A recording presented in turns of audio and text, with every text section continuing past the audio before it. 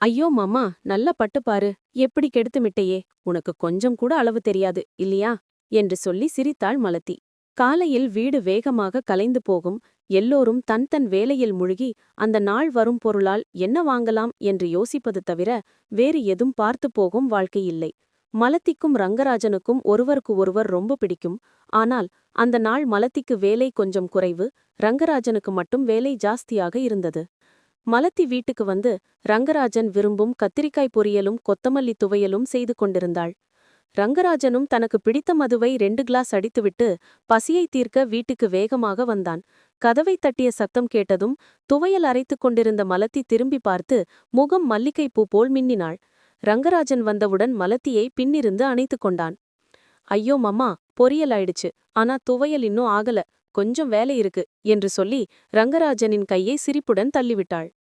நீ பண்ற வேலையை நீ பாரு, நான் பண்ற வேலையை நான் பாத்துக்கிறேன் என்று ரங்கராஜன் கண்ணாடித்தான்.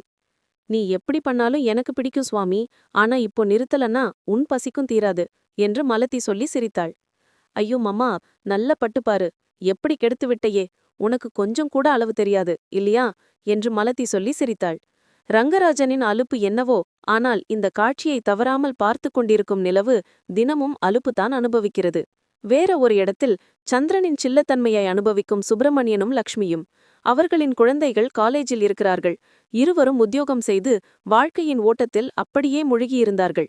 ரொம்ப நாட்களாக அவர்களுக்கு இடையில் சரியான அன்பு விளையாடவில்லை. ஒரு நாள் ஆபீஸில் நின்று வீட்டுக்கு வரும்போது சுப்பிரமணியனுக்கு வழியில் ஒரு ஜோடி கண்படுத்து. அது அவன் மனதில் மறந்து போன ஒரு ஆசையை எழுப்பிவிட்டது. அதனால் 2 மூறு மல்லிகைப்பூ வாங்கி பாட்டு பாடி உஷாராக வீட்டுக்கு வந்தான் சுப்பிரமணியன். லக்ஷ்மி இன்னும் வீட்டுக்கு வரவில்லை என்று தெரிந்து வேகமாக குளித்து வெள்ளை வேஷ்டி கட்டி 1 கிளாஸ் மதுவை ஊற்றி தன் அர்த்தங்கியை பார்த்து புது மாப்பிள்ளை போல காத்துக் கொண்டிருந்தான். ஒவ்வொரு க்ஷணமும் ஒரு யுகம் போல இருந்தது. லக்ஷ்மியை முதலில் முட்டு செய்த நாள் கூட அவனுக்கு ஞாபகமில்லை. காத்திருக்க முடியாமல் இருந்தான். காலிங் பெல் சத்தம் கேட்டதும் லக்ஷ்மி வாடிப்போன முகத்துடன் வந்தாள். இந்த நேரத்தில் என்ன செய்வது என்று சுப்பிரமணியனுக்கு நல்லா தெரியும். அதனால் வேகமாக போய் தண்ணீரும் சுடுசுடு டீயும் கொண்டு வந்தான். தன்னால சொல்லப்படாத வேலையை பண்ணும்போது சுப்பிரமணியனுக்கு ஏதோ பிளான் இருக்கும் என்று லக்ஷ்மி அறிந்தாள். இருந்தாலும் கொஞ்சம் முசுப்பிவிட, ஐயோ, இந்த ஆபீஸ் வேலையில் செத்து போயிடுறேன், இன்னும் எது பண்றது, 2 மணி நேரம் படுத்தால்தான் இந்த அலுப்பு போகும், நான் படுத்துக்கிறேன், நீங்க பார்சல் வாங்கிக்கிட்டு சாப்பிடுங்க என்று சொல்லிவிட்டாள். அது சுப்பிரமணியனின் ஆசையை அடித்து தள்ளியது. லக்ஷ்மி, நீ குளிச்சிட்டு வா, நான் பார்சல் வாங்குறேன், சாப்பிட்டுட்டு பின்னாடி படுப்போம் என்று சொல்லிவிட்டு வேகமாக போய் பார்சல் வாங்கி வந்தான். குளித்துவிட்டு வந்த லக்ஷ்மி டேபிளில் பார்சல் இருப்பதை பார்த்து, ஐயோ, இந்த பசிக்குமாகலையா என்று சொல்லிவிட்டு சிரித்தாள். லக்ஷ்மியை பார்த்து சுப்பிரமணியனுக்கு புரிந்துவிட்டது, அவளுக்கு எல்லாம் தெரிந்துவிட்டது என்று. உடனே தன் பேக்கில் இருந்த மல்லிகை பூவை எடுத்து லக்ஷ்மியின் கூந்தலில் சுட்டிவிட்டு, இன்று நீ எவ்வளவு அழகாக இருக்கிறாய் தெரியுமா லக்ஷ்மி, நம் கல்யாணமான புதுசில இருந்த மாதிரி இருக்கிறாய் என்று சொன்னான். லக்ஷ்மியை கொஞ்சம் முசுப்பிவிட, இன்று வேண்டாம், காலையிலிருந்து வேலை ஓட்டத்தில் தலை வெடித்து போகிறது, குழந்தைகளின் லோனுக்கு பேங்குக்கு போன போது ஆட்டோ கிடைக்கல, கால் வலியா நடந்து வந்தேன், எனக்கு தூக்கம் வருகிறது என்று சொல்லிவிட்டாள். சுப்பிரமணியனின் மனதில் இப்படி பிளான் பண்ணியும் என் பசிக்கும் தீரவில்லையே என்று நினைத்தான். இந்த ஆசை மீண்டும் எப்போ வரும் என்று அவனுக்கும் தெரியாது. அதனால் ஒரு முதலாக, எனக்கு நீ மட்டும்தான் லக்ஷ்மி, குழந்தைகள் தவிர வேற யார் இருக்கிறார்கள், எல்லாம் உனக்காகத்தான், இந்த லோன் விஷயம் நான் பார்த்துக்கொள்கிறேன், நாளைக்கு பேங்குக்கு போய் பேசுறேன், உனக்கு பிடித்த பிரியாணி வாங்கியிருக்கேன், மத்தியானம் என்ன சாப்பிட்டையோ சாப்பிடலாம், வா என்று சொல்லிவிட்டு பிளேட் எடுக்க கிச்சனுக்கு போனான். சுப்பிரமணியனின் பரிதாப நிலையை பார்த்து லக்ஷ்மியை சிரிக்க வைத்தது. இன்னும் உசுப்பி விடுவது சரியில்லை என்று நினைத்தாள். இருவரும் சாப்பிட்டு முடித்து லக்ஷ்மியை பார்த்து சுப்பிரமணியன் தமக்கத்துடன் பார்வை விட்டான். மல்லிகை பூவை அவள் கூண்டலில் சுட்டிவிட்டு அவளுடைய வாசனையை ரசித்து அவளை இறுக்கமாக அணைத்தான். லக்ஷ்மியும் அவனை அணைத்தாள். அங்கேனே அவளை பெட்ரூமுக்கு அழைத்து சென்றான்.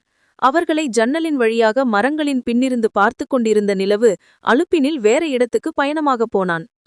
மதுர நகரம், அழகான அப்பார்ட்மெண்ட்டுகள் இருக்குமிடம். அங்கு வசிக்கும் 10 ஜோடிகளில் ஒரு ஜோடி வினோத்தும் காவ்யாவும்.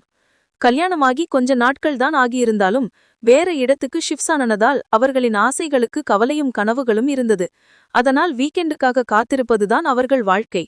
இன்னும் 20ஸில் இருந்ததால் சாட்டர்டேயும் சண்டேயும் அவர்களுக்கு வேற வேலை இல்லை, காதல் வேலை மட்டும்தான். வெள்ளிக்கிழமை இரவு கிளாக் 8 மணி அடித்தது.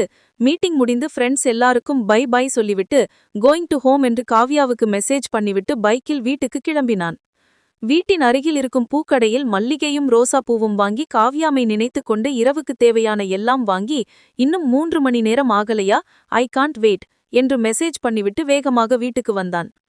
கம்ப்யூட்டர் முன்னால் கோட் எழுதிக் கொண்டிருந்த காவ்யா வினோதின் மெசேஜ் பார்த்து அவன் நிலைமையை நினைத்து சிரித்து 3 more hours, I am yours என்று ரிப்ளை பண்ணினாள். 3 மணி நேரம் 30 மணி நேரம் போல ஓடியது வினோத்துக்கு.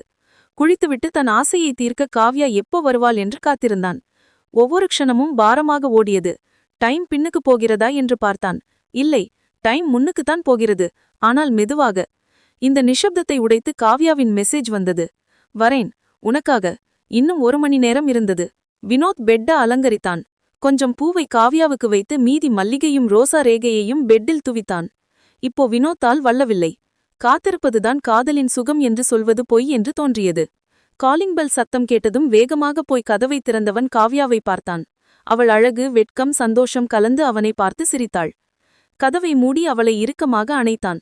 முட்டுகளின் மழை பொழிய ஆரம்பித்தான். குளிச்சிட்டு வரேன் வினோத், இன்னும் 30 நிமிடம் கண்ட்ரோல் பண்ணு என்று சொல்லிவிட்டு காவ்யா பாத்ரூமுக்கு போனாள். 10 நிமிடத்தில் வரவில்லை. கதவை உடைப்பேன் என்று வார்னிங் விட்டான் வினோத். 1 மணி நேரம் கழித்து காவ்யா சிவப்பு பட்டில் மந்தாரை போல வந்தாள். தினமும் பார்க்கும் காவ்யாவை பார்த்து புது அனுபவம் தந்த அவள் அழகில் கண்ணமடிக்காமல் பார்த்து நின்று விட்டான். அதான் டைம் கொடு சொன்னேன், அதான் வெயிட் பண்ணு சொன்னேன் என்று சிரித்தாள் காவ்யா. அவள் சிரிப்பில் காதலின் ஸ்ருதி கலந்து அவள் உதட்டை பிடித்து பெட்டில் அமர்த்த வைத்தான். பசியில் இருக்கும்போது வினோத் மெதுவாக நடந்து கொள்வான். அதனால் கொஞ்சம் கொஞ்சமாக காதல் வேலையை ஆரம்பித்தான்.